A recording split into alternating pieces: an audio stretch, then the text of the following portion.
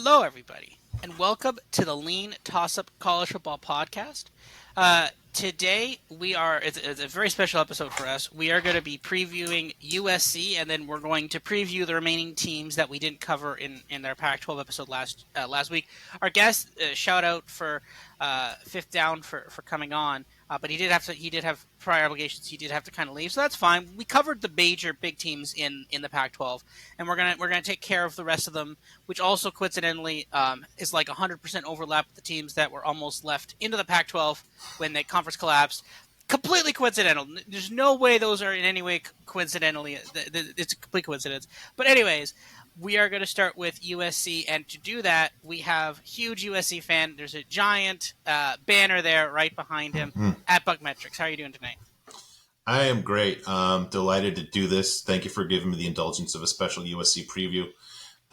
Very much appreciated, but it's also a way for me to share, more than just firsthand knowledge, but actual experiential knowledge as I've, lived and died this for 35 years or so, I'm guessing. Looking at USC this year, obviously their second year under Lincoln Riley. First, I'll talk about the offense a little bit. I had them fourth in Team Apex for all of 2022. If you consider the folks that are no longer with us in the NCAA, that means that Caleb Williams I have as the second-rated returning QB in all of FBS. One thing that we don't do here is just, spend an hour to say, hey, Georgia's a really awesome team, and I'm not going to spend a lot of time saying how great Caleb Williams is. I'm going to give you a little different perspective on it. That's really based on metrics and numbers. So I've been tracking Apex, the metrics, for since 2012. There's over 1,100 quarterback seasons in my database here. Of the top 11 seasons that we've had, quarterback seasons that we've had in that time, so that's literally the top 1%. 4 of those are quarterbacks that have played for Lincoln Riley. That is unreal. I'm going to give you another little stat here. So once Lincoln Riley became head coach, this is the Apex rating for each of his starting quarterbacks. And again, 100 is average. You'll get some more context as we go along here. 208, 208 again, 198. Those 3 were upperclassmen. Then I believe that was Mayfield, Murray, and Jalen Hurts. Then you have Spencer Rattler, his freshman year, 153. And then you have Caleb at a 143 and Caleb 150 at USC last season. So why do I bring this up? Well, those last 3 are lower. Those are the only 3 underclassmen that Riley has coached. So I'm not going to say, hey, Caleb is great. I'm basically going a little different route and saying there's a scary amount of upside here in terms of more that he can do. I'd say that maybe Kyler Murray was the only better runner than Caleb. Different kind of guys, since Williams is thicker, he can take a better blow. But I think Murray was maybe just a little more wiggle. But I think that we can basically see a huge step up in terms of his production next season. Also want to point out that when Riley was a head coach and he put up those crazy numbers at OU, he already had his wide receivers in place. He had been the offensive coordinator for 2 years, and so he had really gotten his kind of guys in the wide receiver room. I point that out because of the wide receivers that he inherited when he took over, only 2 are still on the team. A lot of them were basically, I guess, prompted, asked, encouraged to go to the transfer portal. And what's interesting, if you think, the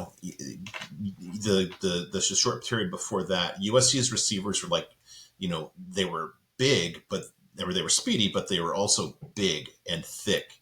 And he goes for a little more slight guys that just have really quickness and speed. And I bring that up because, again, that's just another dimension. I think you're going to see a better fit for what he does. Not that they had slouches last year, but, it really raises the ceiling of what I think Caleb can produce this season.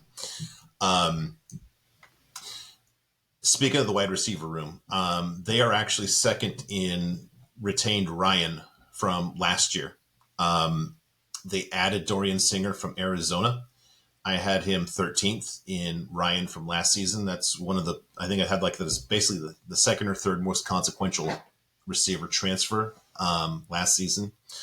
Rayleigh Brown is a smaller running back. He actually has moved to wide receiver. He's, I don't think he'll be doing any of the like deep downfield stuff, but he'll definitely be doing a lot of those quick little screens that just, you miss one tackle and he's gone. Because there's, he doesn't get caught from behind pretty much. And then one of my USC buddies, he is a pretty skeptical guy, and I cannot get him to stop talking about true freshman Zachariah Branch. Depending on the recruiting service, he's top 3 or the top wide receiver last season, incoming as a recruit. And apparently this guy is just an incredible athlete and just an absolute competitor. So it kind of is blowing my mind, but just there's a lot of upside on this passing game. And then you've got the obliging Pac-12 defenses, which, of course, will do their part to really make sure that there's a lot of yards given up. The running game, I had them 23rd in GGAB, ground game above Boston College. They lose Travis Dye. He graduates. He was an awesome guy, great leader. If I'm an opposing defense, actually, I was an opposing defense for years. Travis Dye was not the guy that scared me. Good and serviceable and well-rounded, but just not the one that really keeps you up at night. Austin Jones came in for Dye and actually was just as good. He's a little more of a faster guy. They also added Marshawn Lloyd from South Carolina. So I think, Jones and Lloyd have a little more power than Dye. So I think there's going to be more power from the game. And you see kind of an evolving, and you can kind of get the theory about the inside out nature of what he wants to do now. Stronger on the inside and really more just absolute speed and less bulk on the perimeter. The offensive line is a little bit of a rebuild. They've got depending on how it's going to shake out, probably 3 new faces starting on the offensive line. So they hit the portal hard, and they're very happy with what they got. I can tell you that, from my eye, just the talent on the offensive line is much better than the talent that they inherited last season. So I think that the running game probably takes some kind of step forward just in year 2 under a great offensive line coach, Josh Henson. You might remember when I did the preview last season, I said that this guy I was really optimistic about him. And I went back and I just wanted to just kind of quantify exactly how good he was. So in his last season at Texas A&M in 2021, A&M's quarterbacks were Zach Calzada, who had a 74 apex, and Haynes King, who had a 78 apex, which just your passing game is, pretty much hopeless at that point. So despite the fact that everybody knew they had to run the ball to move the ball, they were actually 21st in all of FBS in yards per rush and 14th in Power 5, which is insane. I mean, this is in the SEC. This isn't like you're just trying to fool Pac-12 defenses. I mean, you're basically going, hand to hand against, the best defensive conference in the country. So, overall, I see them as a top 5 offense. The other thing that's really cool is if I look at when I rate their passing game and their running game separately, and if I rate them against the average, there's a handful of offenses that are a standard deviation above the average in both running game, GGAB, and passing game, Apex. And those 5 are Ohio State, Georgia, Florida State, Oregon, and USC. So that's some pretty elite company. Not that I'm breaking news here. Hey, USC's got a great offense, but I think it's going to be kind of about as good as it can get or anybody can get in 2023. So I know that you've got some metrics too. Are you seeing it the same way that I've kind of described in detail here? Yeah. So basically, what I can say is I have been basically one of the projects for the college football model that I've been working on is building a top 25. I think we've talked about this before a little bit, but I am basically we are slowly building our own LeanTossup / BuckMetrics combined college football top 25, and it's not ready to release yet. We've been back testing it with last year's data. but currently I really like it. Just a couple small little more tweaks, and then this thing will be ready for prime time and slash Twitter. But what I can say is that USC was one of the best offenses last year, hands down. It was easily a top 10 offense, 7th in passing, 12th in rushing. Now these are stats. Some of these are adjusted stats, so it adjusts for strength of opponent. So yes, USC was good, but they were destroying bad teams. The problem is, and then now this is the issue, is that USC's defense was bad, very bad. And the thing is, What? again, and I know it's crazy. I know. I mean, this is the thing, right? You look at some of these games, like they had what was it? California put up 35 points. UCLA Yeah. put up 45.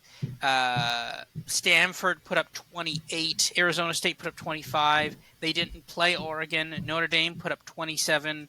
Utah put up 47 in the championship game, and then they put up 42 in. So like those are large amounts of points being scored against them. And the thing is, again, a lot of things that I'm hearing is like they stole Arizona's best wide receiver. That alone is just terrifying. They're just like, you're coming here, and like that's it. And it's just like, oh god, they're gonna get better on offense because they keep Caleb Williams. They keep now. It's actually kind of crazy. You mentioned about the receiving yards, the Ryan. They lost Jordan Addison. He was a top, I think he was 20-somethingth in the NFL draft. They lost him. He's gone. He's in the NFL, and they're like, no, we're gonna like that's still a lot retained. That's kind of insane. The defense has improved, Yeah. but again, it's a big question mark, right? Lincoln, Yeah. One the thing. One trademark thing of on go Addison. ahead. Sorry, just one thing on Addison, real quick.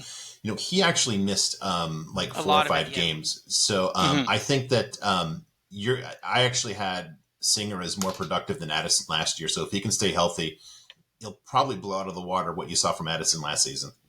Wow, that again, everything on offense looks absolutely terrifying. The problem Yeah. is the defense, and the defense has improved, but Lincoln Riley, his calling card at Oklahoma has definitely not been the defense. Oklahoma has not beaten you with defense the last years that Lincoln Riley was there. I distinctly remember the Red River rivalry in which Caleb Williams came into the game for the first time, and I think that game was like 40-something, 40. Like there were a lot of points. Yeah. First of all, that game was epic. That game was amazing. Probably one of the top college football games of all time. But again, like Texas put up a lot of points against them, and that's not the only time that people have put up a lot of points against Oklahoma. So that's the real question mark for this team. I think this team could be great. I think they could definitely win the Pac-12. They could definitely make the college football playoff. But again, you're going to have to avoid those losses to Utah. Now, you have Utah again this year. There are a lot of question marks about Utah right now.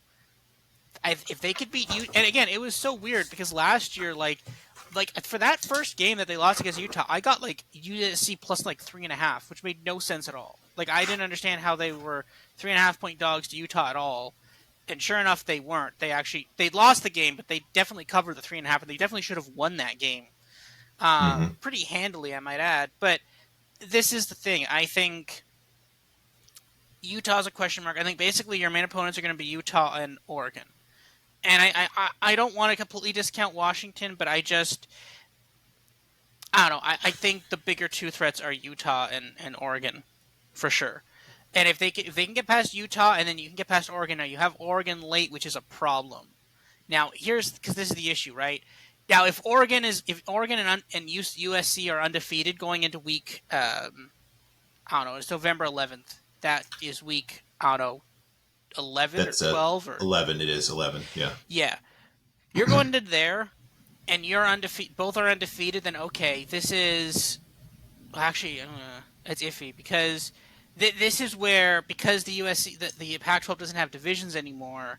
This could be one of them where like okay, I win this game, but then I win this game, but then I lose the conference championship game, and then neither of us go to the playoff, right?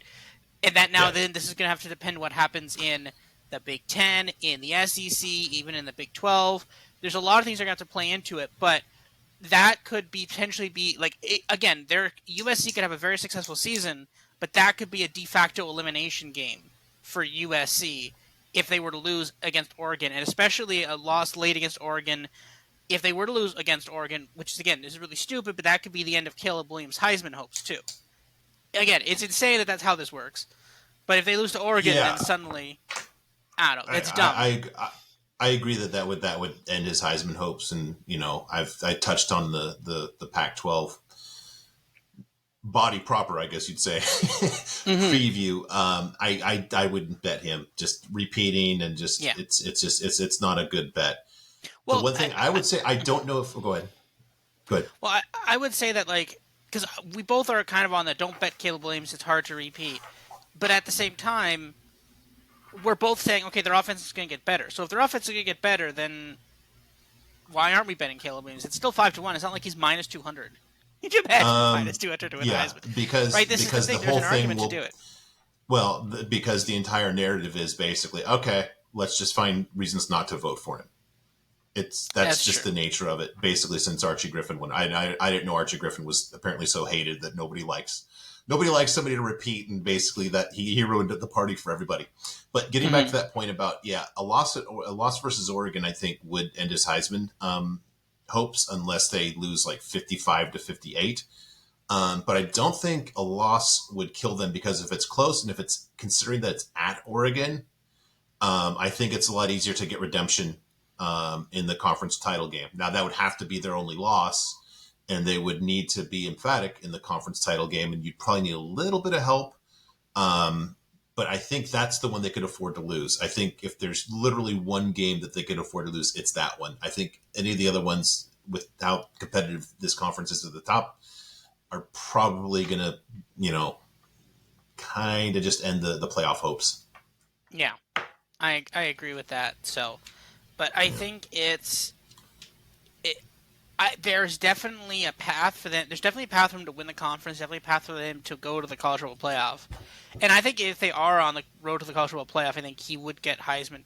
I think that might be the line. It's like if you take this team to the college football playoff and you win the conference, then okay, you get to win the Heisman. If not, then you're not, right?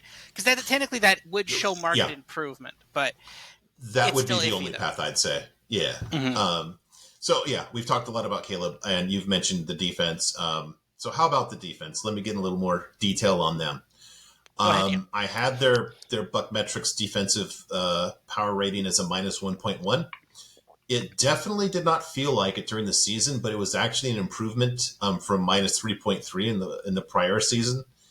The run defense gave up almost 4.6 yards a rush, which is ninth in the Pac-12.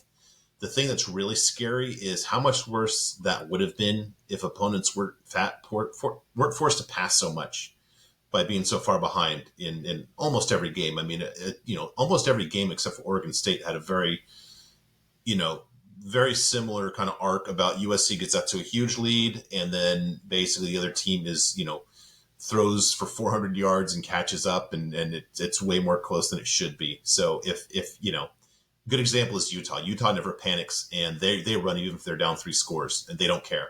And that's the team that could really just, I think that's why USC I don't know if they were going to win that playoff or the Pac-12 title game because of that, as much as I wanted them to. So the run game was horrible. The defensive passing game, I had overall the defensive apex as a 108, which is not too good. That's 6th in the Pac-12, but I did a little trending here. Over the first 5 games, actually their defensive apex was a 38, which is kind of like, peak Jim Harbaugh defense. That's a lot of that is built on the 12 interceptions that they had. Over their last 9 games, it was a 140, which is basically you're turning everybody into almost Caleb Williams, which is really not good. The last 3 games is a 199, which is basically now you're turning everybody into like peak Baker Mayfield, which is really sad. Surprisingly, they were 3rd in sacks in the Pac-12. The problem with that is Tuli Tuipulotu had 13 and a half sacks, and now he plays for the Chargers. And it probably makes sense that they had a lot of sacks because, as I said, their opponents had to pass a lot. They would get behind early, and if you're not named Utah or Oregon State, you basically had to abandon the run. So I think the defense is going to be better. Number one, it basically can't be worse, and they've brought in a higher level of transfer portal guy than they did last year, which was still an improvement. So if I look at the 3 down linemen that started last seaon. They weighed 275, 270, and 290. This year, those same three positions weigh 295, 315, and 290. And I'd argue they're more athletic. So you're looking at 20 pounds more a pound, 20 pounds more per man, and more athletic. So the D-line is going to be better. And if you saw them, they just couldn't get off blocks except for Thule. So it'll be better. One of the transfers is Keon Bars. I think I'm going to keep an eye on this because in 2021 at Arizona, and this is kind of funny to say now, so kind of hold on to your hat. At Arizona, he was second team all Pac-12 on defense as a defensive lineman. Now that was 2021 when Don Brown was the defensive coordinator. Last season, as we talked about, Johnny Nansen is really not in the top 150 coordinators in FBS. So he just basically became kind of a non-entity. So I'm going to see between the defensive line coach, Sean Nua, and the defensive coordinator, Alex Grinch, can they get him back to an all Pac-12 caliber guy? That's kind of the proof of concept that I need to see, especially from Grinch. What's interesting, too, I got a question mark next to this. So the rush end that they brought in from Georgia State, Jamil Muhammad, well thought of, but he's more of a set the edge kind of guy. I heard somebody mention this, and I kind of checked for myself. He only had 1.5 sacks in last season, which is really not what you want from your rush end, unless they're kind of just playing a game with the name of the position. So I'm wondering where the pressure on the passer is going to come from this team. The other big transfer they had in the front seven is Mason Cobb. He was actually second team all Big 12 at Oklahoma State. He's legit. So I think you're going to see, I'd be surprised if the front seven isn't better, just by how much. And I'm very, very much questionable about the depth there. It seems like after those, about 1.5 spots at each position, it gets really, really dicey. So cross our fingers that we don't get any more broken ankles or anything like that, like we saw with Eric Gentry last season.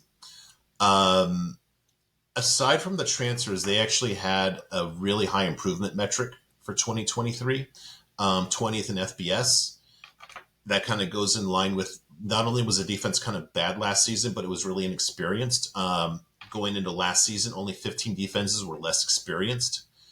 On the other hand, aside from a big improvement metric, only 22 teams returned more starts from last year's defense in all of FBS. So it'll improve. How much, this might be the time for this question. I think that the offense can definitely easily be as good as Ohio State's, and we kind of play a little alternate universe theory game here, where if Noah Ruggles doesn't, make the worst field goal attempt of all time, we can say Ohio State's kind of national champs, and they need to basically improve by five ratings points, which is not at all outside the realm. Especially, kind of forgot about this, and I'm going to talk myself into this really easily. When you have a high improvement metric, and if your defensive rating is 0 or less, it's very likely you're going to prove at least 3 or 4 points. I've just done studies on my improvement metrics. I kind of forgot about that until now. So we might be just kind of on the, just on the metrics alone, this could be a playoff team on the cusp. Your metrics, I guess, where did you have the defense? Probably not as bullish as I am on this defense. No, my defense had them a lot worse. Now, again, part of that is because you're adjusting stats. Like, I'm sure that the 35 points by Cal really hurt them. It's like, oh, this horrible team put up a ton of yards against you. That means you're really bad, right?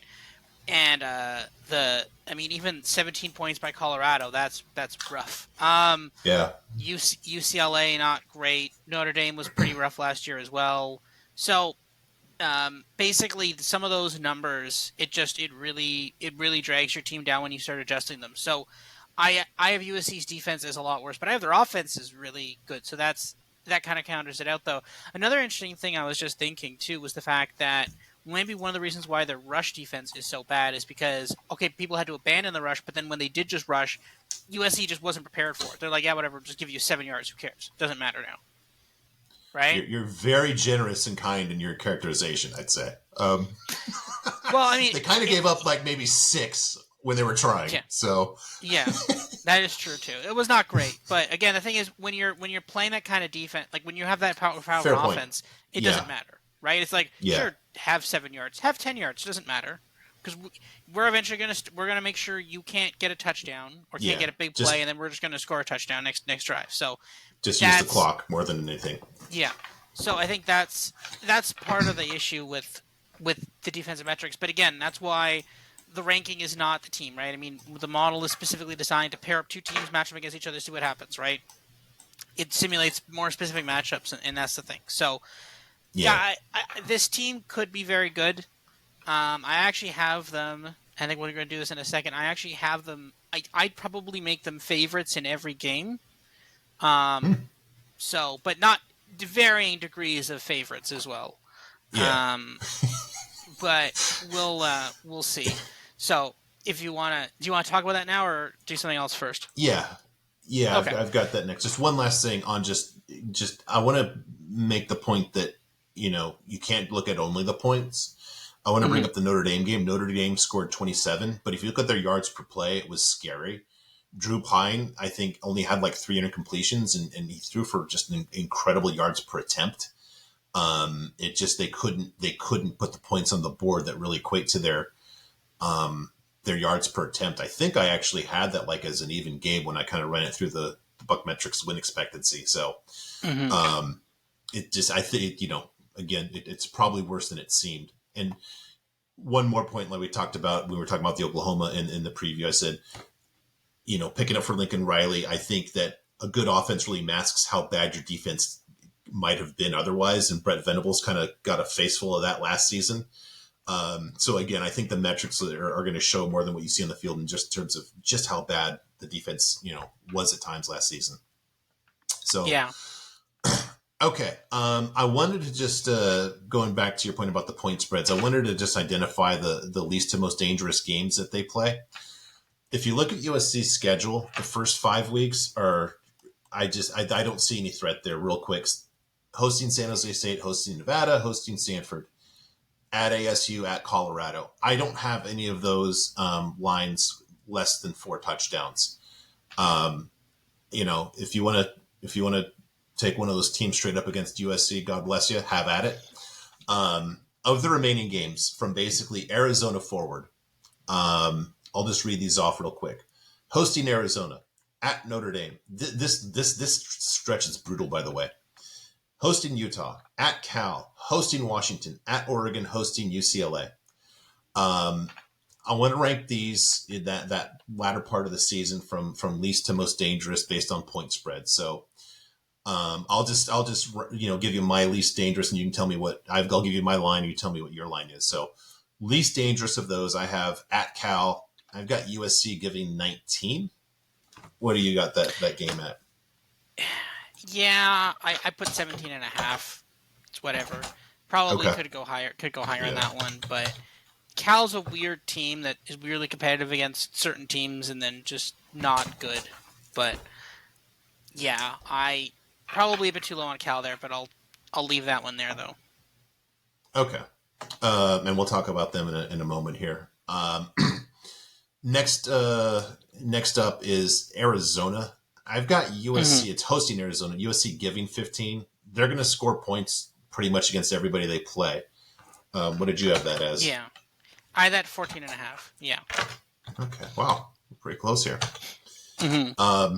Yeah, this is kind of a scary thought considering how close this game was last season, and I have this as the 5th most dangerous.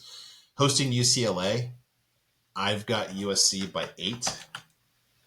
I'm gonna go. We're gonna break here a little bit. I've got USC. I've got minus 13.5. I think this. Wow. Like the thing is, remember this is the end of this. See, I'm factoring in a couple of things. So, like, I thought of laying a line like that, but the problem is, if you're laying a line like that and UCLA, we're expecting UCLA to regress. So, like, by the time this game happens, I think 13.5 might actually still be under. This could be at 14.5, maybe even 20. Like, I think UCLA is not going to have a particularly good season because Dorian Thompson-Robinson's doing really well right now.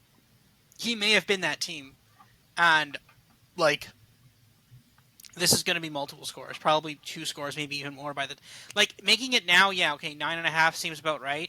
I take USC there. I think it's going to be worse by the time we get there. Yeah, I kind of had in my mind that because I'm just going to approach this from the worst case scenario.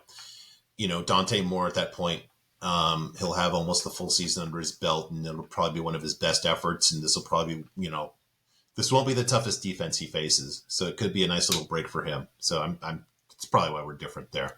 Mm-hmm. Fourth toughest, hosting Washington. I've got this at the weird -5 number. I got 6.5. I feel like for a lot of these lines, it is still USC. USC gets a lot of money. I kind of inflated a couple of these lines. I think that's kind of that's one of them that I kind of inflated. It's a little too high, but I could definitely see that being a line, especially if Washington loses a game or two. Okay. At Notre Dame, I've got USC by 4.5. Yeah, they should be. That's the line. I put -1 because that's what it will be, but I think they should be favored by a lot more than that. Because again, a lot of people put money on Notre Dame, so I think that line will probably be people will bend that line towards Notre Dame. People are going to be super hyped for Hartman. That game it's on middle October. I don't know. I do Notre Dame -1 and I take USC there. I think USC probably wins by a touchdown, but. Yeah, I don't know if you can hear my Chihuahua disagrees with you, but I just need to be, and not to make this a Notre Dame podcast, we can ask this of Dylan, but I need to be convinced on that new offensive coordinator. I don't think he was really excited about that when that news broke. All right, second to last, Utah. I've got USC giving 2, hosting Utah. If you just kind of made it generic Team X that is visiting from the Big Ten, I would probably have it more like USC -6 or 7, but there's just too much history there and too much of them just punching us in the mouth where I'm settling at -2. I'm doing 2.5. I think 2 is it. This is going to be one. I think it depends how much the books want USC money on this. I could see it. And it also depends on Utah's season too, right? If this is relatively later in the season, it's later in the season. It's kind of like after the mid part of the season. I think there's a chance that Rising could be gone for a couple games and it could be back. People could be like, okay, this is what Utah is now. Utah's on a roll. This game could be close to even. I can't see Utah being the favorite like last year. I think there's no way. I think USC will be the favorite. I think there's no way that they're not going to have USC the favorite, and probably 2.5, 3. A field goal is right there. Yeah, fair. And then the one that scares me the most at Oregon, between Washington and UCLA. Yeesh. I've got Oregon by 1.5. Yeah, I think this is going to be one where they're going to have to have USC favored. It's going to be a trap game too. It's going to be a trap. Really? This is so it's going to be USC is going to be favored. I'll give it USC -2.5, same as Utah's. But this is one where it's gonna. I could actually see them having even higher. I could see USC -3, 3.5, because they're trying to trap you into betting USC. They know this game's gonna be close, and the lines are gonna be oh, it's USC -3, because Oregon will probably have lost a random game somewhere for some stupid reason, and then they're gonna be oh, see, Oregon's bad, right? USC's gonna crush them, and it's no, that's not how this works. So. Okay. So we're pretty close, although we differ on the UCLA and Oregon game the most. Interesting. Those are back-to-back weeks too, so probably the most forecasting in those of all of them. Although I will say though that because you had I think 9, I had 13.5. A lot of dead points there. Hard to win a game by 11 points. Yeah, true. Okay, so I've got some future bets here. And I'm going to lay them out, and then I'm going to ask you to pick one, then I'll pick one. All right, on USC. So the season total is 10. If you want to go under, it's -120. If you want to go over, it's even. Number 2 is they're +190 to win the Pac-12. Number 3 is they're +600 to go 12-0. Number 4, Caleb Williams is +550 to win the Heisman. And number 5 is they're +1,600 also known to us horse racing people, is 16-1 to win the national title. So which of those would you if I just gave you, as I want to do, if I gave you $100 and said, hey, go bet one of these for yourself, which one would you bet? It's a tough call. I think the safest is the win total over. Is it 10 even? So it's 10.0, so you get push equity Yeah. there? Okay, Yeah, that's a good point. Yeah. Because the thing is, it could be like Utah, Oregon done, and you get push equity and you're fine. You're like, cool, I'm happy, right? And here's the thing: if they beat Utah, lose Oregon, then cool, you win $100, right? I think that's the best bet there. I think there's an argument to be made for. The thing is, to win the conference plus 190 doesn't make sense. Honestly, if you're going to bet that, you may as well bet Caleb Williams Heisman. I feel like those are functionally the same. Yeah. So I think that, and the playoff 16-1 isn't bad. I mean, this is kind of a down year in college football. I wish that was higher, but you're not going to get higher than that though. But like, I'd love to know what the path. So like, what are they? Are they penciling in the Pac-12 just destroys itself, and then like USC wins the conference at like 10-2? They like a 10-2 Utah plays off against like a 9-3 Oregon in the conference play, and then that's how that happens. Because or actually like a 9-3. Be like a 9-3 Utah, a 9-3 Oregon plays a 9-3 USC for the conference championship game. Because like, that would be the only way you'd lose any of those bets, right? Because like if you're over 10, 9 covers that. If they're 9-3, then they're under the win total. Caleb Williams isn't the Heisman, and then I guess like it's still weird though. Like I don't know why. Like plus 190 is way too steep for me. We talk about not wanting Texas because that's insane at even I think, or like minus 120 I think. That's nuts. But plus 190 is not a fun number. I'd probably look for someone else in the conference than at plus 190. So it sounds like you'd take the over. I do like the over though, right? Because I mean, I feel like they will probably win 11 of these games. I think we're right to say like the Notre Dame game seems close, but I think they'll beat Notre Dame. Like I am iffy about Sam Hartman. I think this could either be really really good or really really bad. I'm iffy on. I think they'll lose one of Utah, Oregon, and then they'll still cover the win total over though. Okay. I think I want the 6-1 to go 12-0. I think that's probably a better price than what the chances are. I mean, what does it imply, like 17% or so?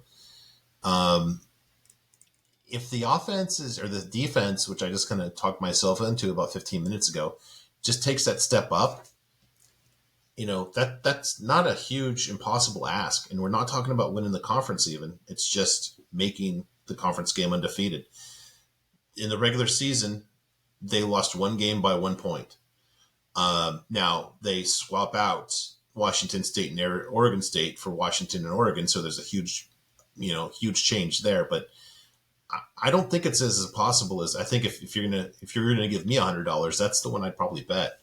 There is value there. I worry that you're going to lose one of these games, and that one game would cost you that. But the win total would be more than fine for the win total. That's the thing. You know what? And now that I kind of think about it, the games that really would concern me the absolute most, Washington and Oregon, they're in November, so there might be a hedge situation too. I mean, they're basically their third and second to last games of the season. So hedges are nice. Okay. Yes. Mm-hmm. Yeah, and we've kind of done this with each conference preview, so we're going to do this specific to USC. And I'm curious where you just said on the plus 190, but what do you think is the likelihood that USC gets a playoff bid?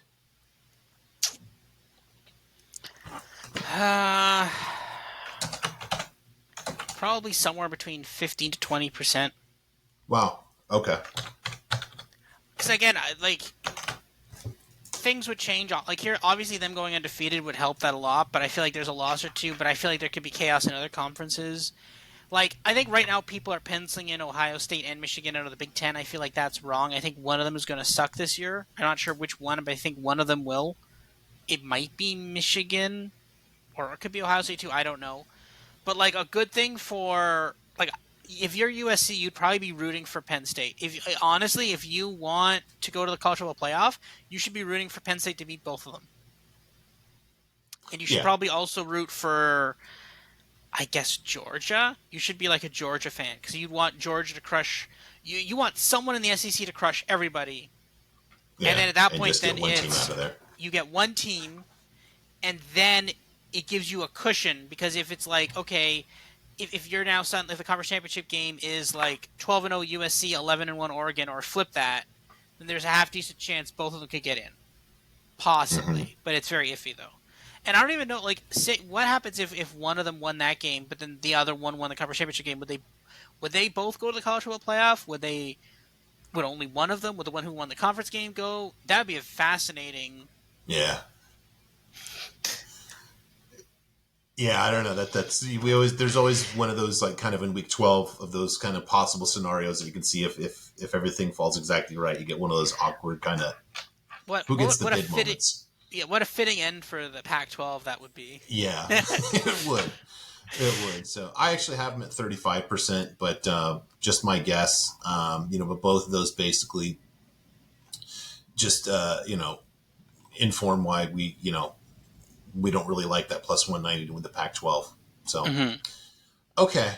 Enough of my indulgence. Again, thank you for that. Oh, and if anybody's still listening, hope you don't mind this. Me plugging this. If you're a USC fan, we're going to have an awesome hoop season. So please listen to another pod that I co-host. It's the Dunk City podcast. We just released a few episodes about USC basketball. It's going to be an awesome season. And thank you so much. All right. On to the rest of the Pac-12. Yes. Actually, one more quick thing I will say that because we're talking. Oh, yeah. You just mentioned college football, college basketball. We are building college basketball modeling. We are working on that. We've been testing it a couple of years now. I got kind of busy this last year, but the basis is there, and part of the stuff we've been doing for the top 25 for the college football will help us build that out. So there might be some college basketball from us in the future. So stay tuned for that.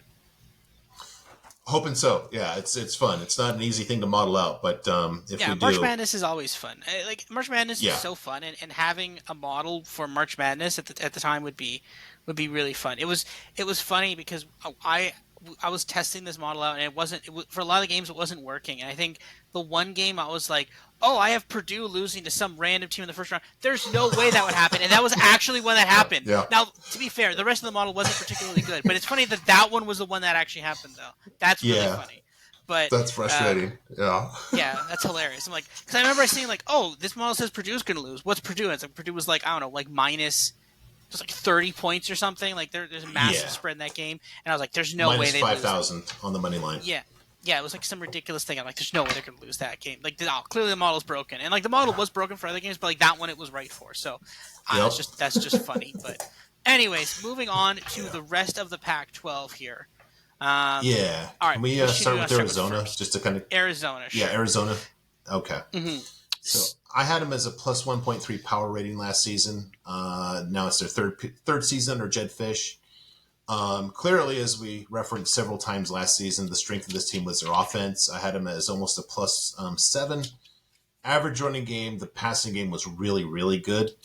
Jaden DeLora, I had his apex actually better than Dorian Thompson-Robinson last season. In Pac-12 games, he was a 134, which is pretty solid / scary if you're going against him.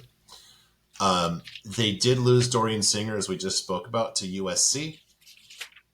He was 13th in Ryan last season, but they keep Tetaroa McMillan and Jacob Cowing, who are both in the top 60.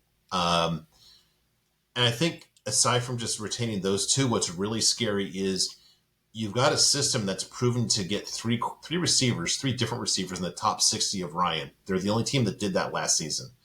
Not an easy team to defend.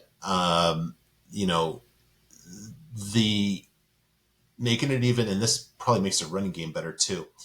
They had a very inexperienced line in 2022, so we're going to project improvement for their offense in 2023. Defense, I kind of make this a weekly shtick. I'm not going to just, spend 10 minutes on saying how bad Johnny Nansen is. He's probably the worst coordinator in all of FBS. Just in basically every metric. I just again and again you can kind of get the feel for where I go with this. Like in total defense, I had only Colorado, Vandy, and Stanford worse than the Power Five, and you can just rinse and repeat when it comes to running, passing. They were just horrible all over the place. But they're a tough team to, they're going to beat somebody. Last year, they lost to Cal by 18. I don't know how you give up 49 points to Cal. Even USC didn't do that, but then the very next week they beat UCLA. They won at UCLA, who was number 9 at the time. I don't think anybody's going to shut them down. In the prior podcast about the Pac-12, I picked them to upset Utah. Utah's got a brutal stretch, and then they have to play at Arizona after that brutal stretch. I've also got my eye on September 30th when they play Washington. That sounds like an overplay that I can't wait to at least see the total. That's got to be in the high 70s, if not the low 80s. So probably looking at about 5 or 7 or 6-6, maybe even 7-5. What do you think? Yeah, this was a team last year that probably should have made a bowl but didn't. They were actually a half-decent team, but their schedule really did hold them back. Again, looking at the schedule, Washington, USC, Utah, UCLA, Washington State. Again, if they had beaten Washington State, they were only 4-point dogs in that game. They would have made a bowl, and they didn't, unfortunately. So, and they also had to hit Oregon too. Man, this team and Cal, and man, just a rough Tough schedule draw, for this team. as they'd say. Yeah, really tough draw. But this year it is a little better. They have Washington, USC, Washington State, and Utah and Colorado, but you don't have to play Oregon. So, yeah, yay. And UCLA lost their quarterback, but they beat them last year. So maybe they'll beat them by more this year. I don't know. It's not bad. It's, again, I think this team will make a bowl. This team has definitely improved. Yeah, I like they I have high expectations this year, but again, you still have to play USC, Washington State, UCLA, Utah. Some of those are not the most high on, but like again, if you lose those games, then that kind of severely limits how far you can go here, right? Like, I don't think this team can't win the Pac-12 probably, but like they could establish themselves as a pretty good team, and then maybe next year when they're in the they could be like a secret play to win the Big 12 next year, depending if they keep their quarterback. That's not a bad call. Yeah, I like that because that conference is going to be wide open. Yeah, there's going to be like no one because Oklahoma's gone. Colorado it's going to be like what, Arizona versus Colorado. It's going to be a crazy. I don't even know what's going to happen in the Big 12 next year. We can't even start thinking about that yet. We got to finish this year, but man, that's going to be crazy preview next year for the Big 12. Yeah, they should call that the Prairie Conference because it's flat. There's not a bunch of high or low there. It needs a new name because how many teams did it have now? 16? 16. How about the Scandinavia 16? Because there's no real rich or poor. It's just all middle class like Scandinavia. The Socialist 16. Yes. I'm sure the South would love that name. Yes. Yeah. No. They totally dig that. All right. You want to talk about Cal next? Yeah. So, I have them as a lobby. They're more experienced, but they did lose their quarterback. Who was their quarterback last year? I can't remember. Jack was Plummer. it Garb? Plummer. Yes, Plummer. They lost Plummer. him to the end. Yeah, he went to Louisville. Yeah. So I actually liked him, and again, as we talked about Cal winning some of those random games, because Cal does that randomly. They randomly win games. And also, as a fun fact, there is a game they play every year against Washington, and they are almost always an underdog in that game.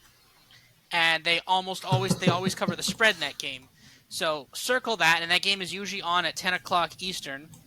And it doesn't have a time here yet, but that game is on at the end of September. Every year, I years ago when before I was like full night owl, I would bet that game and then go to bed at night and then wake up and be like, oh cool, I won money. So, but now I just watch that game because I'm an adult now. But no, Cal, like I'm really iffy on this team. Like their quarterback now is the third string TCU quarterback from last year. That's not the most inspiring. I feel like I'm a little iffy on it. This team did get I think the athletic department at Cal is massively in debt, if I'm not mistaken, as well. Mm-hmm. I think this could go pretty badly. I think maybe Plummer and was kind of holding this team up, and I think if he's gone now, I think this could be this. I mean, they were 4-8 last year. They weren't particularly amazing last year, but I think this could be kind of this could be the getting crushed year. This could be like the 1-11 team this year. You know what? I've got a sneaky bull case to make for them. I've Okay. got them stairs up. Now, the defense was a problem. Literally in the Pac-12, only Stanford had a lower GGAB. But along with Arizona, they have the second highest returning starts on the offensive line, and they have the highest improvement metric on the offensive line.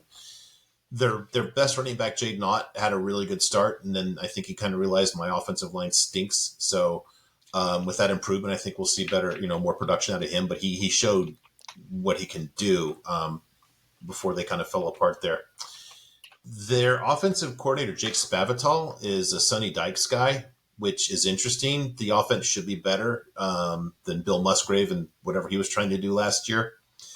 I'm very interested to see how he's going to fit with Justin Wilcox, because Wilcox, is kind of your very typical defensive coordinator that's now a head coach that likes to do things close to the vest. So we'll see how that goes. It's like a less dynamic and much less interesting version of Phil Longo coaching under Luke Fickell at Wisconsin. The defense last season was the worst of the Wilcox era at Cal, but they actually project as the sixth most improved defense in all of FBS.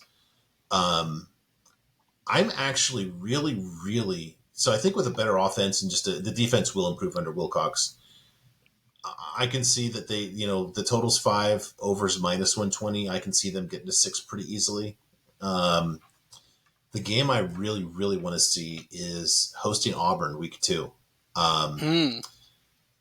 Auburn's going to, they're still going to be new car smell Auburn with getting all the kinks out that comes with that. That's going to be an interesting game. I'm definitely going to watch that one. I don't know if that's going to tell us much about the season because, like I said, it's going to be an awkward time for Auburn. I'm sure that's their first road game, but going to be a fun one to watch. Yeah, I think that's fair. I do really worry about quarterback though, and I feel like if there was a team that's just going to bottom out, I think that would probably be Cal. But again, like week 1, they play North Texas. They could lose that game. North Texas played for the Conference USA Championship last season. Yeah, they could lose that game. I think they're 7-point favorites in that game, Cal is. Let me find that here. That's a road game, too. Why are they playing? They signed that when North Texas was in Conference USA. What are you doing, guys? Yeah, I guess that's how your athletic department goes deep into debt, by doing deals like that. Let's see. Yeah, they're 7.5-point favorites. And I think they're on the road against North Texas. Yeah, I feel like that's a play. I feel like North Texas plus 7.5 is a pretty good play there. Oh, they've got a new coach too. Yeah, I don't and a new quarterback. I'll just watch that. I'm not really dying to bet that one. But then they play Auburn. What's that line against Auburn? What is it going to be like Auburn minus? I would probably make that they're hosting it. Yeah, Auburn's going to be favored. I would actually probably. I'll probably take dumb Cal like in Auburn. that spot. You're going to take Cal. I'd probably be something dumb like Auburn minus 21.5 or something. That much? It's an SEC team. It's a hyped Auburn team. Who does Auburn play week 1? See, like that's the thing, right? Who does Auburn play week 1? Let's find out. Gotta go to the front of the book because the SEC's at the front of the book. They play they play UMass. Okay, well that'll tell us everything we need to know. Yeah, they could beat UMass. They could beat anybody.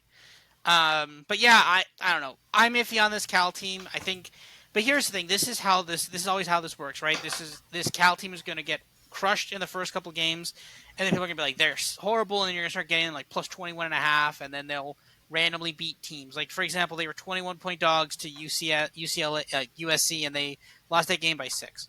So you'll get ridiculous value spots like that. So That's my take on that. Okay, yeah. I don't know. Yeah, that Auburn game, I feel very different than you do. Who knows what the line will be? I'd have it single digits definitely. I wouldn't have 21 points. So, all right. Can I lead Arizona State here? Yes, go ahead. All right. I'm going to have them stairs down. It's their first season under former Oregon offensive coordinator Kenny Dillingham. I like what he's doing. I just think that it's not ready yet. On offense, they have a new offensive coordinator, Bo Baldwin, who I think is good. I think going to who we just spoke about. I don't know if he got the best chance to show what he can really do when he was the offensive coordinator at Cal. His offenses when he was the head coach at Eastern Washington were pretty dynamic. Quarterback, they get Drew Pine from Notre Dame, who was actually sneaky good. He had an apex of 110, which I really couldn't believe when I ran that. So there's some pieces there to start with. They retained 76% of their Ryan from last season. Now the problem is their running game was pretty crummy last season, and they don't really retain a lot on the offensive line. So this could be a matter of how crafty is Bo Baldwin in really finding ways to make an offense go when your running game stinks. On defense, they were in the bottom 10 in defensive GGAB and all of FBS. There's not improvement projected. The other thing to keep in mind, I just forgot about this until just this moment. They had to get rid of Antonio Pierce, who had been their defensive coordinator before last season because of the whole recruiting COVID scandal thing. He was in the middle of that. So they pick up a new defensive coordinator from Washington State who had a good defense. I'm just wondering how much of that is, his name is Brian Ward, how much is he going to bring versus how much was that defense really Jake Dickert, who's a former defensive coordinator. So we'll see about that. Here's where I have them as stairs, I have them as stairs down, but this is where I get a little nervous. I had them with 2.7 games of bad luck last season. And then K4 projects them to be 1.7 games better. So there's two strong signals that they'll be improved. But again, I think this is a classic. It's going to get worse before it gets better situation. Their first 5 games are not easy. They get Southern Utah, but then they host Oklahoma State, which is a mismatch. They host Fresno State, who I think is going to be good. I don't remember if I was higher on them than you are in the Mountain West. Then they host USC. Then they're at Cal, which Cal will be, I think they're going to be improved. So they could be in a really bad situation after 5 games. The win total is 5 and the under is minus 160. So not a lot of believers in Kenny Dillingham in the first year here. I among them, I think he'll get it to a better spot, especially like we just talked about, in the Scandinavia 16 conference. I think that he'll have a pretty quick ramp to getting to a bowl game, but not this season. I agree. I didn't put them as stairs down. I put them as lobby. So very similar, I think.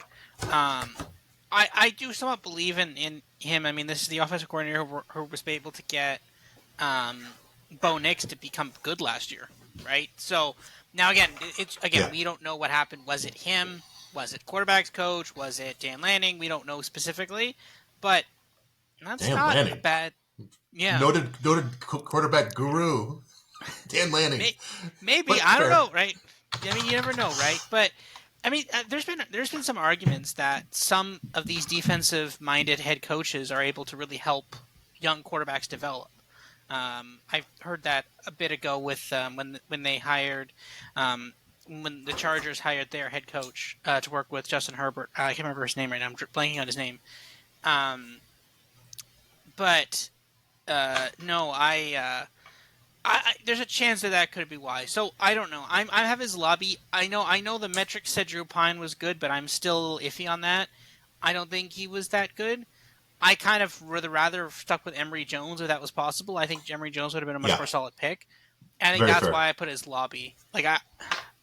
You ask me if I'm taking Drew Pine or Emory Jones, I'm sticking with Emory Jones, right? And it's not like Emory Jones went up; he went to Cincinnati, which is At best, a lateral move. At worst, maybe a step down. I mean, okay, you're going to Cincinnati, which is in a Big 12, but at the same time, it's Cincinnati. So I don't know. I would have stuck with with Emory Jones, but I guess they could only get Drew Pine. I guess I don't know.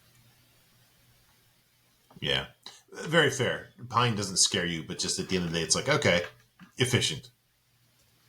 Mm-hmm. Anything else on Arizona State, or should we move on No, to the Cougars? I think we're good here. Okay, you want to do the Cougars? Or you want me to lead this one? Yeah, I'll do Washington State. So again, this is the last two teams are two of the teams that were left behind in the Pac-4 now. Washington State. So I have them as a lobby. They lose their top receiver and they replace the top receiver. But at this point, to see a step up, we need to see something from Cam Ward. We were kind of high on him kind of early last year.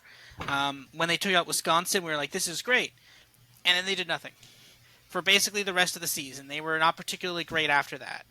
And I think I'm just calling them up here in the book. Here we go. Like after that, there was a lot of games that they should have won. I think they played Utah's backup quarterback because Cam Rising was out again. They should have won that game. They didn't.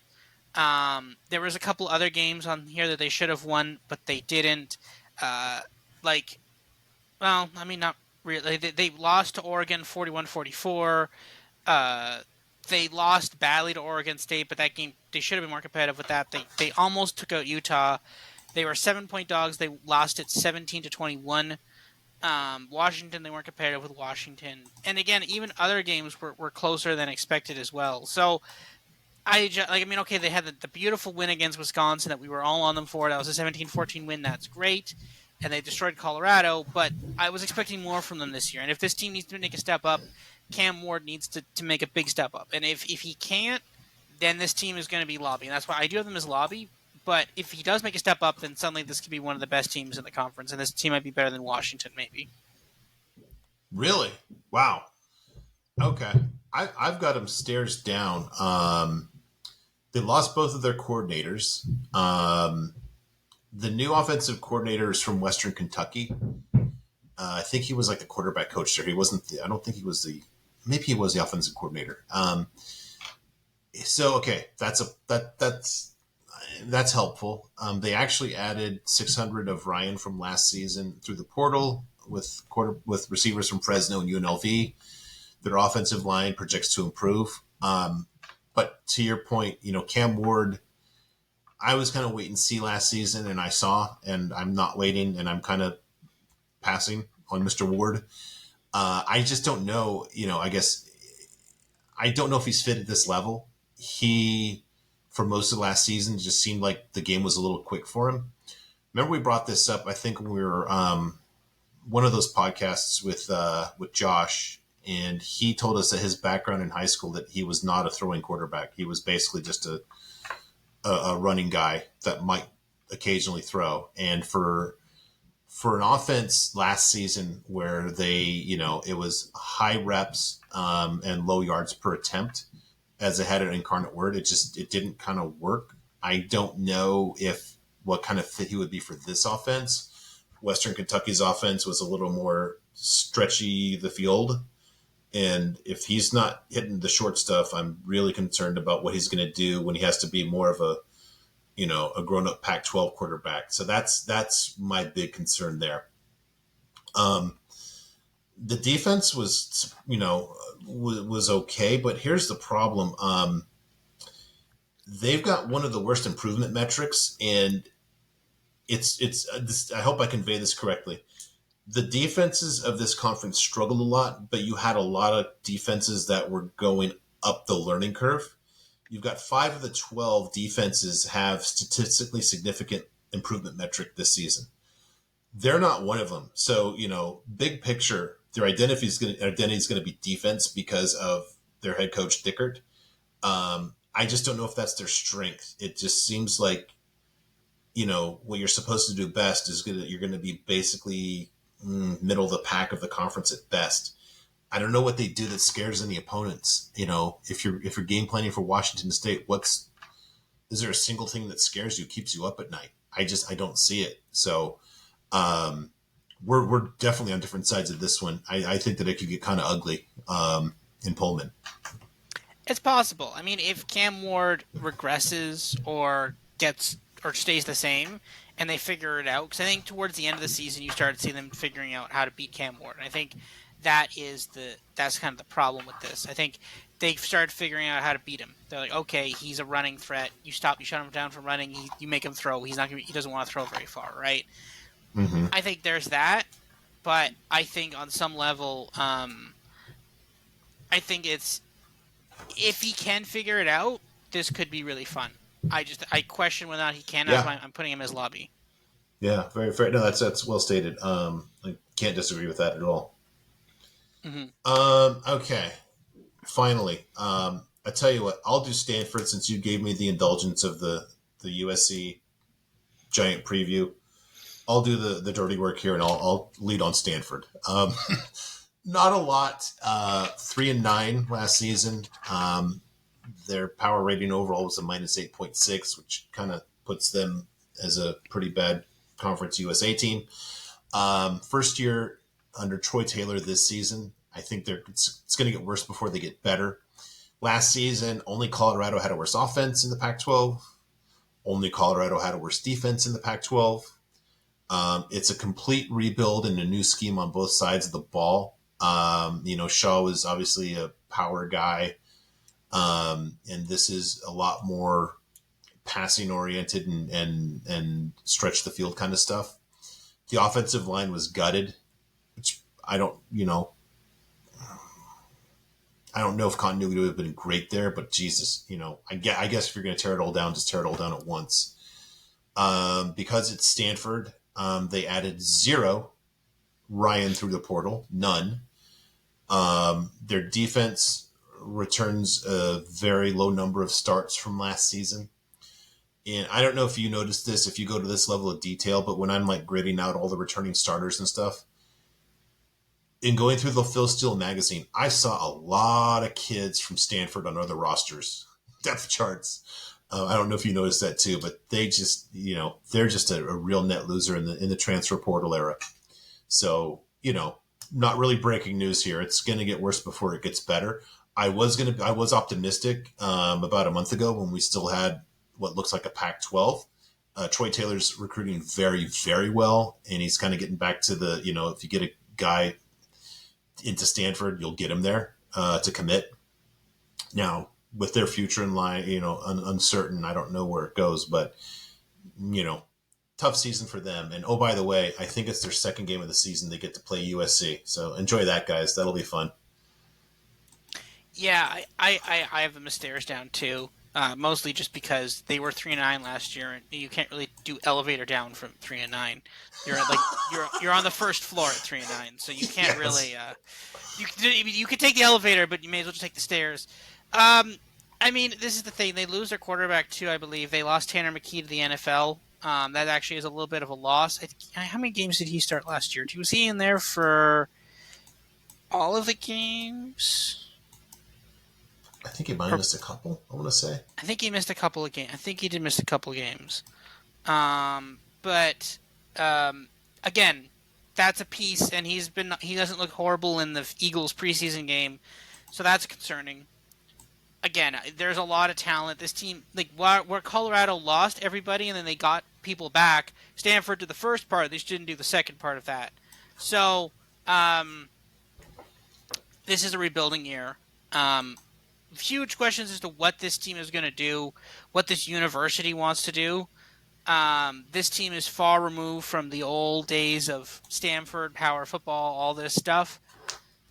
I think going forward, this is a rebuilding year. They might come back, but the question is, what does Stanford even want to do, right? There's this push to get Stanford and Cal and randomly SMU into the ACC. I don't know if that makes a lot of sense. It doesn't really, but it kind of does at the same time. There's talk about the Big Ten wanting them. The Big Ten doesn't want them. There's talk about what the Pac-12 is going to even do. Are they going to add teams from the AAC, make a kind of thing? But then Stanford doesn't want to be the same conference as random religious schools. So, is Stanford going to go independent like Notre Dame? there's probably a market for that, I'd say. Um, I don't know. There's just a lot of choices this school is going to have to make, and the question is like, do they even want to compete in football? Right? I mean, you're Stanford. You do research and stuff. Do you really need football? Like, I mean, I'm sure they want football, but like they don't really need it though. They got to figure out what they want to do. Like, do they want to try Yeah. to get into the Big Ten? The funny thing is Notre Dame's pressuring the ACC to accept them. At which point the president of SU said, "Okay, we'll accept them if Notre Dame comes too," which is hilarious because it's like, Yeah. why does Notre Dame get to dictate to other conferences who gets into the conference? Like it's like oh, we're trying to get our buddy in. It's like, well, then you join. It's like, no, I don't want to join, but our buddy should join. Like, no, that's not. I don't know. This Stanford program school needs to like again. Stanford was supposed to be like, here's the thing: if Stanford was 10-2 every year, one of the top, if Stanford was back to like Andrew Luck, mid 2010s form, do you Yep. think they're going to the Big Ten? Yeah. Without a doubt. Yeah, and that's the problem is that they have regressed over the last five. Sorry, here's an alternate Yeah. reality. I think if that happens, I think you still have the Pac-10 because I think they go in with USC, and that keeps the rest of the conference intact. It increases the chances. Interesting. Yeah, but like this is the thing. I mean, you've let this program slide for years. Yep. You're now at a point where this is now starting to actively hurt you because if this was the Stanford of old that we saw, like the 10-2 going to a bowl game, going to a Big Six bowl game, Stanford, this team is definitely going to the Big 12, probably even a Big 10 invite too, but they just don't have that because they're not there. Now maybe the Big 10 would want to add Stanford at some point, but they're just like, nah, we'll wait. Because the thing is, if you're like, okay, we want Notre Dame. And if Stanford just sits off to the side, and then the Big Ten's like, we'll add Stanford eventually, when we'll add the Stanford and then throw in a package with Notre Dame, because like this is coming soon. Like there is going to be, and FSU is making moves saying that they want out soon. I don't know how realistic that is, but like we're getting to it. Like we're probably at a point where this is all going to freeze for a bit, and the question is it going to freeze for like a year or is it going to freeze for like 5 years, right? And then this is all going to break up again, and stuff like the ACC is going to break down, and then they're going to move, and then I feel like Notre Dame's going to have to. Once the ACC breaks up, Notre Dame's going to have to pick a side. They're going to have to pick either the Big Ten or the SEC. And I think that maybe if, like here's the thing, if Stanford can rebuild their program, become a good school again, maybe the Big Ten might want them, right? But if not, then they're having to lobby. I think Condoleezza Rice is lobbying the ACC to let them in, and randomly George W. Bush is I saw this today. George W. Bush is lobbying the ACC to add SMU in. Here's the thing: now Condoleezza Rice is okay, but if I was trying to get into a conference, I don't know if I would want George W. Bush lobbying for me. I don't know if I'd want that. I'd be like, I think you're okay. It's okay, man. You're good. But I don't know. That's a bit iffy for me. But no, yeah, this is not going to be a good year for Stanford football. A lot of questions about everything about this program on the field, off the field, whatever. And I'm pretty low on this team. Yeah. So last thing, just you pointed out that Notre Dame was pushing Stanford to go to the SEC or the ACC, and then the ACC said, "Well, how about you too?" And they said, "No, thank you." So I can tell you, there's nobody that's more helpful when you're trying to come to a solution than the one guy that says, "Hey, let's use somebody else's resources for this." That always works out really well. Thanks, Notre Dame. So if you have nothing else on Stanford, just to kind of wrap it up with a final question, like I like to do. So we went over 5 teams besides USC: Arizona, Arizona State, Cal, Stanford, Wazoo. Of those 5, how many make a bowl this season? Just give me a number. One. I think Arizona and Washington State make a bowl. I'll say 2. So does that mean that something weird happens and there's just another bid that opens up, or do you think one of the teams that we've previewed actually misses a bowl? I think UCLA might miss a bowl. Maybe. Okay. I think Dorian Thompson-Robinson was good, and like it wasn't like UCLA was dominant in all their wins. There was a lot of wins that they had that they probably shouldn't have won those games. And I think if you take away Dorian Thompson-Robinson, you suddenly start getting a touchdown worse in like every game. Then all of a sudden you're losing those games instead of winning those games. So I think there's a Yeah, chance that UCLA might not make a bowl. that's very fair. That this is kind of a good little, nightcap on the Pac-12. Not just that, but also you're replacing Zach Charbonnet, who was probably the best running back in the Pac-12 last season, with a guy from Ball State. I don't know. Skeptical about that. Carson Yes. Steele, I don't think he's going to beat Zach Charbonnet. So, yeah, interesting. I try to be fair to my friends down the road at UCLA, but yeah, you've made some good points on that. So, okay, cool. Well, that's part 2 / Pac-12 supplement. Yes, and might be the last time we're previewing the Pac-12 ever. Oh, yeah, I think so. Sadly, so okay. Well, or whatever. There's like a Pac-12 building, and maybe like that will continue to a conference will continue to rent that building. I don't know. They will exist in some form, but it's probably not going to be called the Pac-12. Maybe when Elon gets kicked out of his office in San Francisco, they just kind of squat in there and they put a big X on that building. Yeah, I love the whole Twitter office building that they're not paying. It's all just a mess. That's something that's going to eventually come to an end too once interest rates go high enough and Tesla shares go down, and then he's defaulted on, and then Microsoft buys it for pennies on the dollar, or Amazon, or any number of places buy Twitter for pennies on the dollar. Yep. Okay, cool. All right, Pac-12. It's been nice. You're on the clock. We'll make it a gentle path to the other side of the rainbow, as they say. Yes. So there's lots of things it could be, and we'll see what happens to the Pac-12. But yeah, it will not look this way next year. Other than that, I think that's it for today's episode. We will be doing the SEC later this week, so look out for that. And then all that's left after that is the AAC. Yeah. No, we've done that. Oh, sorry, Sunbelt. The Yes. Sunbelt. And then I forgot we have to do somehow Notre Dame in there too. And maybe if we want to talk about Navy, I guess, I don't know.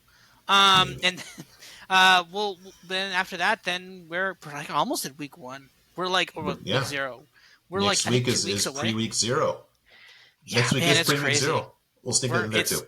It's so soon. We're so close to football. We have like fake NFL football right now, which is actually still pretty good. But like we're so close to real football. It's exciting. So, all right. See you guys later. Bye.